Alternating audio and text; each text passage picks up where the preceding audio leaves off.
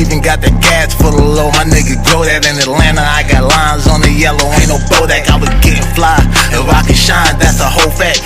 Auntie used to call me King Tut, and that's before rap. No cap.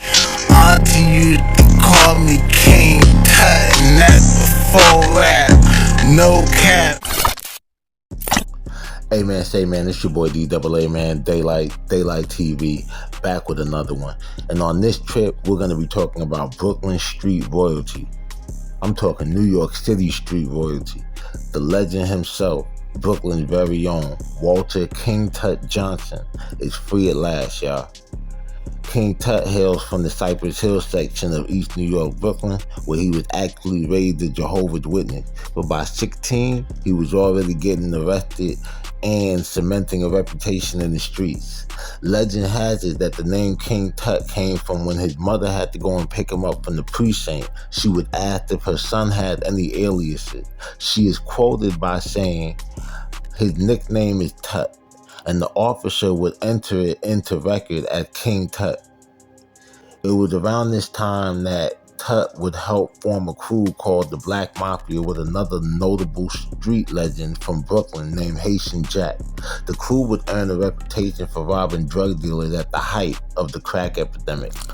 To give some context into how infamous King Tut's reputation was at such a young age, another Brooklyn legend, Calvin Klein out of Red Hook, would credit Tut with inspiring the infamous F-Train robbery, which he participated in at just 14 years old.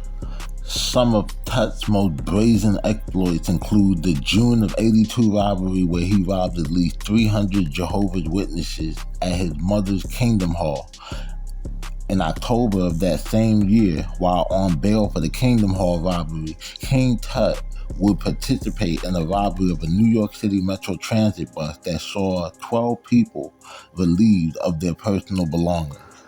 The following year, on August 8th, King Tut received a second-degree conviction for the bus robbery, and 35 days later, on September 12th, received a first-degree conviction for the Kingdom Hall robbery. He received a 2 to 6 year sentence for each charge and eventually was paroled in 1988, after which he received another 4 to 8 year sentence for weapons possession. Tut would be released and make headlines again in 1993 when he would be charged in connection with the shooting of 2 off-duty police officers during an attempt robbery on a barbershop in East New York. Initially charged with attempted murder, Tut would luck up and only be convicted of armed robbery charges that only got him a year in prison. But the year 1994 would find the name King Tut immortalized in both the streets and the hip-hop industry, when on November 30th, 1994, rapper and actor Tupac Shakur was both shot and robbed of $40,000 worth of jewelry at Quad Studios, where he was set to record with Lil Sean, who was managed by Jimmy Henchman at the time, and who we now know was the orchestrator of the Quad Studios shooting in the first place. I actually have a personal Jimmy Henchman story myself, so if y'all want to hear that, let me know in the comments. But yeah, so Tupac was actually due in court the following day for weapons violations and sexual assault charges surrounding a woman who was introduced to him by Haitian Jack. They were initially charged together, but eventually Tupac and Jack's case would be severed by the time the case got to this point. Word was already on the streets of Tut's possible involvement. It is even believed that Haitian Jack had a hand in setting up Tupac to be shot as well, which made Tut even more of a person of interest given his connection to Jack going back to the Black Mafia days. The name King Tut would be further immortalized on Tupac's Against All Odds record, where Pac rhymes, "Play the game, nigga. All out warfare, eye for an eye, last word to a bitch, nigga. Why you lie? Now you gotta watch your back. Now watch your front. Here we come. Gunshot to Tut. Now you stuck." The lyrics further fueled everyone's belief of his involvement. King Tut, though, was actually never charged with the shooting of Tupac in 1994, but had always remained a person of interest. It's said that Tut told a man who, unbeknown to him, was a confidential informant that he had shot Tupac in order to discipline him.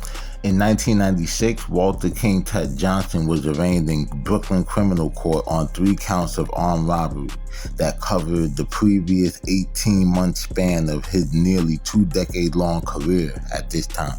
The state, however, would drop the case against Johnson, but once outside the courthouse, he would be detained by U.S. Marshals.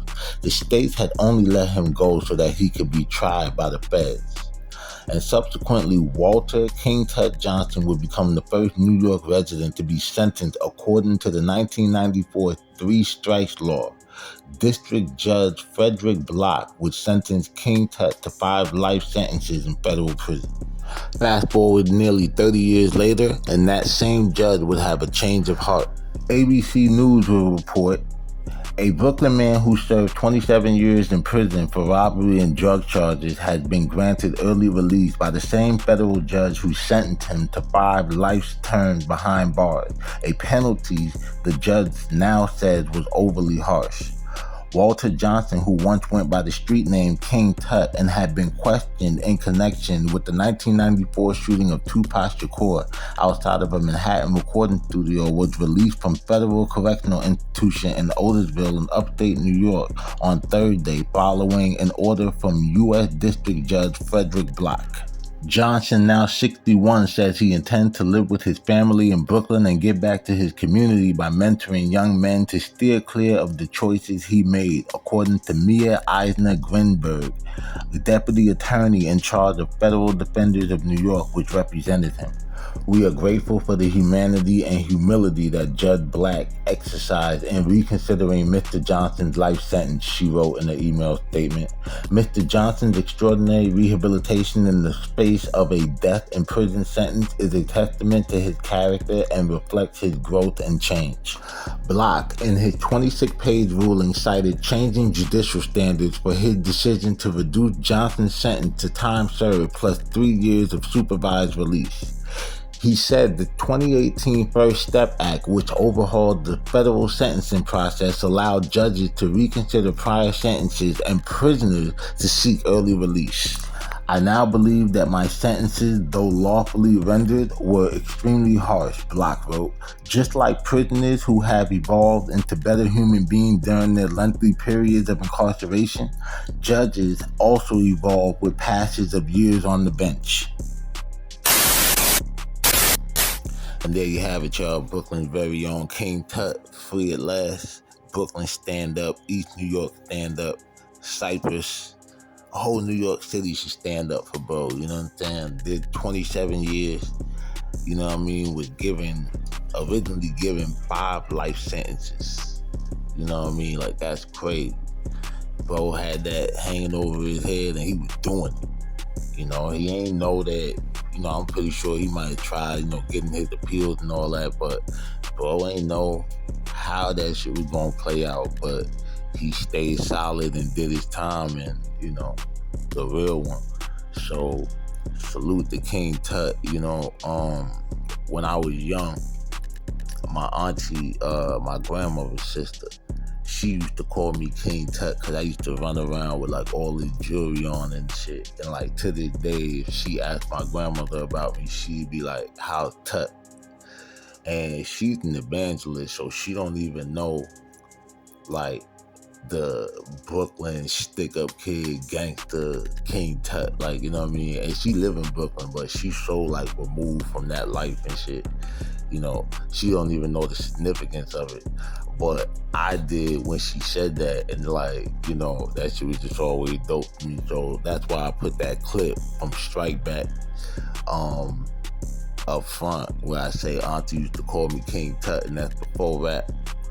But yeah, man, so I just thought it was a dope little connection or whatever, and chance to pay homage to the legend, and at the same time, give y'all some news you could use. I think we could call this the first episode of the Mafia Material series. Yeah, I like that. But hey, man, it's your boy DAALIGHT, man. DAALIGHT TV. Remember to like, comment, and subscribe. Help us grow the channel. And also remember to stay dangerous so you can be safe. It's your boy Daylight TV. I'm out.